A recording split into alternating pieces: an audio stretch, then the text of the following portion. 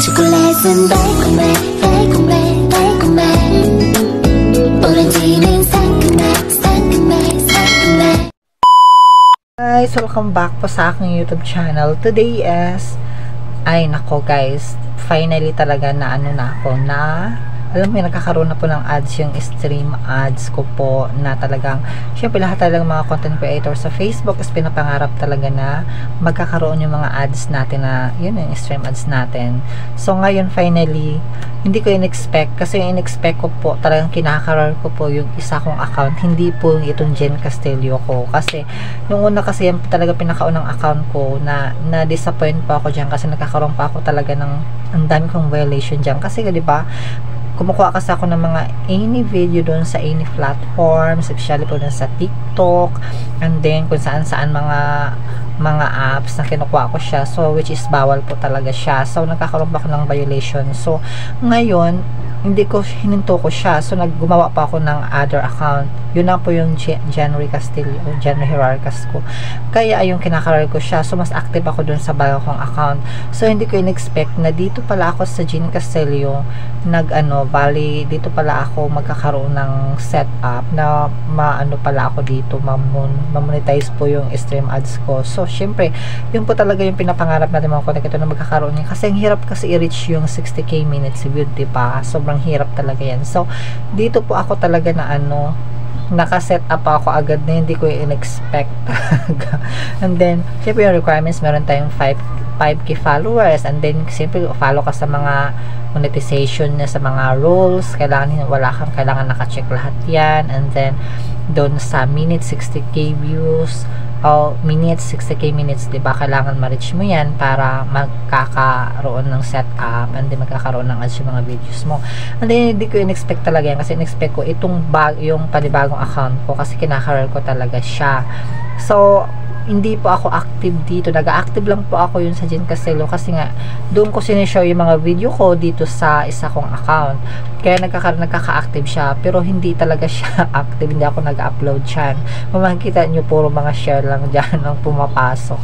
Kaya ngayon nagulat na ako, syempre na nagkakaroon na ako ng setup din. Nag-setup na ako kanina, ayan po guys, nakaka-setup na ako, and then nakikita ko po sa bagong video ko na in-upload, meron po siyang ads, may ads yung stream ads ko dyan, pero yung mga old videos ko wala po siyang ads.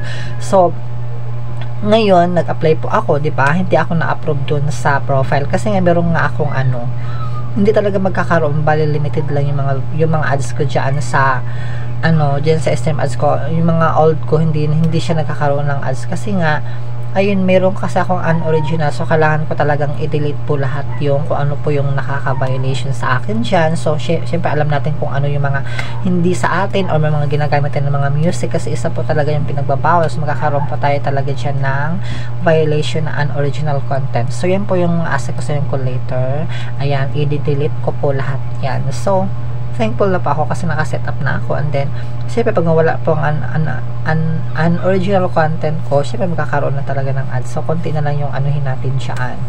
Ayun na, so ayan, my God, thankful talaga ako ngayon. So yung isa na lang talaga yung bagong account ko, so yun na lang ikakaroon natin para magkakaroon na tayo ng ads, para panibagong kita na naman siya.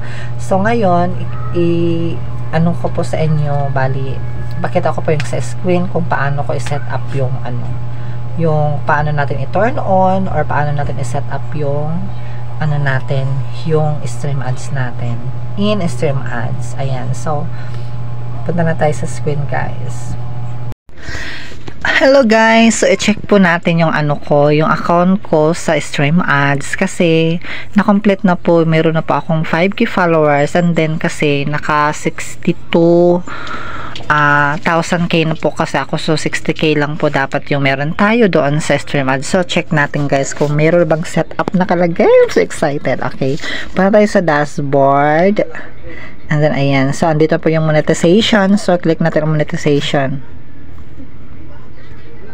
Oh my God, ayan na. Ayan, dito na ako. Set up na nga siya talaga. Saan dito na siya. So, check natin ang setup. And then, get started. Ay, naka-check na siya lahat. Oh my God. So, ayan guys, may set up na po tayo. Nabulol na po ako. Ayan. So, click po natin itong get started. So, first time ko po ma-open to, mag-set up po tayo. So,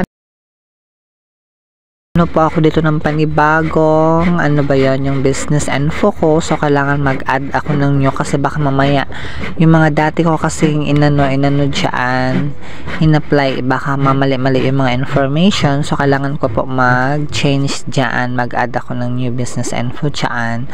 So, ayan. So, hindi ko na lang po ipapakita yung mga names ko dyan. Basta naglalagay pa ako, madali lang naman dyan yung legal name at saka yung first name mo. Ayan. At saka yung mga bank account mo. Ang bilis-bilis na po yan guys, so hindi na ka mag-worried about dyan kasi madali lang tayo dyan mag-fill up ng information po natin, so hindi tayo mahihirapan guys.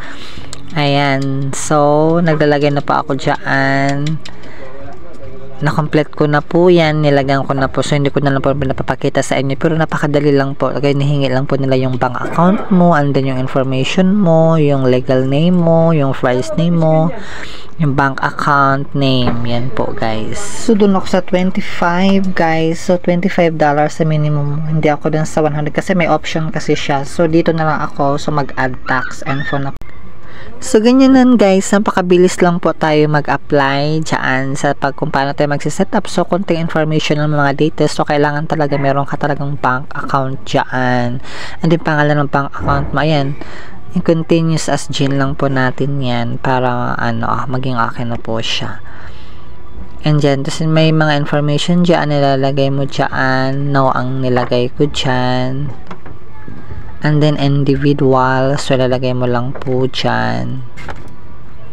So hindi po ganun kahirap guys, ang bilis lang po niyan. And then dito, so guys, dyan na po tayo nag-set up. Ayan, napakadali lang po. So and then punta tayo dun sa mga lahat ng video ko, dun sa mga long video ko para i-on natin yung ads niya para magkakaroon sa, okay, dito po tayo sa so, dun sa mga long video, like ito. So, check natin itong insight.